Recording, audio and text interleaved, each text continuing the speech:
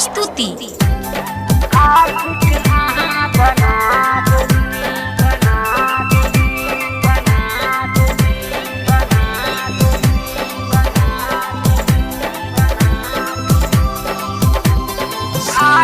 अहाँ बना देली, आशिक अहाँ बना देली, आशिक अहाँ बना देली, मजनू बना देली। अच्छा? अहाँ अपन प्यार में दीवाना बना देली। अहाँ अपन प्यार में दीवाना बना देली। आशिक अहाँ बना देली, मजनू बना देली। अहाँ अपन प्यार में दीवाना बना देली। अहाँ अपन प्यार में दीवाना बना देली।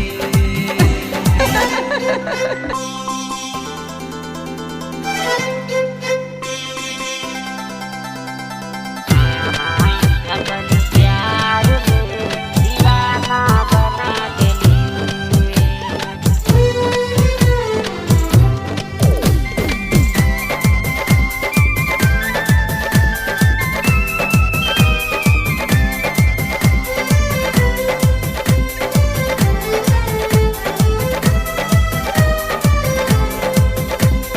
अहाँ के नहीं देखै छी, बहुते हम करै छी। काइन काइन के भोर करे जा कोना हम बितबै छी। कोना हम बितबै छी। अहाँ के नहीं देखै छी, बहुते हम करै छी। काइन काइन के भोर करे जा कोना के बितबै छी। कोना के बितबै छी। अहाँ के ओठ लाली, अहाँ के ओठ लाली दिल में बसा लेली। अहाँ अपन प्यार में दीवाना बना देली। अहाँ अपन प्यार में दीवाना बना देली। दीवाना बना देली। दीवाना बना देली।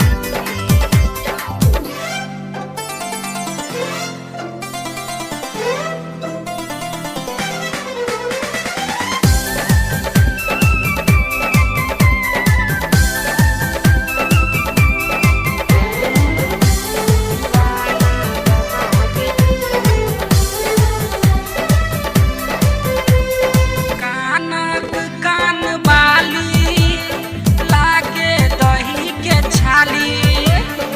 अहाँ के सुंदर केसिया करे जा लागैया के तेकारी।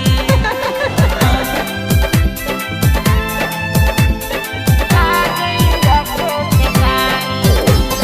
कानक कान बाली लागे दही के छाली। अहाँ के सुंदर केसिया करे जा लागैया के तेकारी। लागैया के तेकारी। मस्त जवानी पर अहाँ के, मस्त जवानी पर अहाँ के एगो गाना सुना देली। अहाँ अपन प्यार में